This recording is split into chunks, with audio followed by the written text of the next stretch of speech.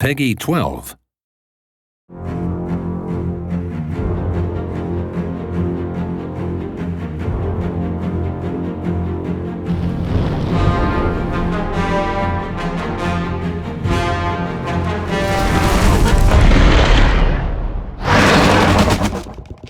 Working at ArenaNet, we fortunately are on something for a long time. We can work on a project for years and take the time to really make something that fits the world and the themes. Drew and I both started here around 2008 when Guild Wars 2 was just getting going. We're pretty much given free rein to do what we needed to do to make the game sound as good as possible. Guild Wars 2 Heart of Thorns has this rich artisan kind of feel. And so to keep in that vein and have it fit that environment, we chose instruments and other objects that we Foley. So there's this organic, natural vibe to go with that painterly look. We're very fortunate to have our own Foley room right next to me here, so that we can step in and record whenever we want. We had this gold city, and we wanted to have this shimmer and have some life to it and have a kind of a musical tone. I used a wind chime, and I bowed it with a bass bow. So this is this really airy, ethereal type of sound that we get the detail from the shotgun, which is the 418S, and it's really quiet, so we can get this really, not as much musical, but very soft tone. So we have this sand on ceramic,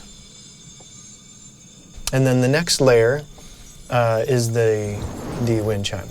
And then both of those feed into a really large reverb, which we impulsed on location at the Fort Worden Cisterns. And it's like a 40-second reverb. It's just ridiculous. You put the two together and you have this really large city ambience. You have a day-night cycle and that kind of progresses, and then you have, on top of the day-night cycle, like what is actually happening in that city. And so the ambience shifts with that, the behaviors of the creatures shift with that, and then the whole thing kind of comes together when you play it.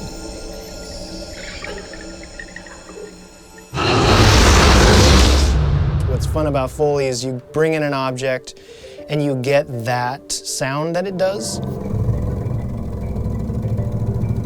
And then you try to kind of find what the other secret thing is.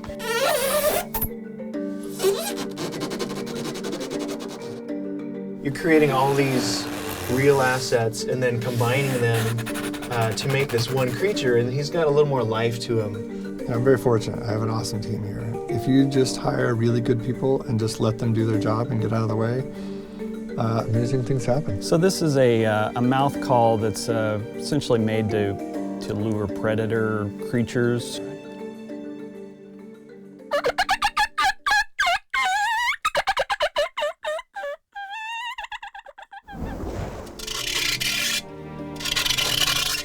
With Foley, you can really kind of explore short and long and loops and really tie it all together when you're doing the sound design. So if we've gone through the initial steps of building what this creature is going to sound like, we then have to build out this big bank of sounds for this guy. Each creature has kind of a set of dialogues, and this is their attack long scream. Okay, so the first one is an upright bass, and we kind of had this chattery, I used a bow and I used one string, and it's kind of a and then the next one is the mandibles. And then here's the cardboard box. And when you tie it together with the other stuff, it gives it that energy and that high end that's like, whoa, this guy means business, you know? But then when it comes time to do the in-game cinematics, you know, I get to work with all that library that's been built. So I get to go to the game library and draw from that. I just try to make it sound the same so that when you step from the game into the cinematics, that it feels like you're just watching a version of what you were just playing. We end up mixing for the big speakers, we end up mixing for little speakers, and then we end up mixing for headphones too. It's a whole lot easier for the sound to scale down in quality to an earbud than it is to go the opposite direction. So if we mix for the big nice headphone, we're pretty sure it's going to sound good on all of them. I've always thought that The best artists know how to use their paintbrushes in as many ways as possible.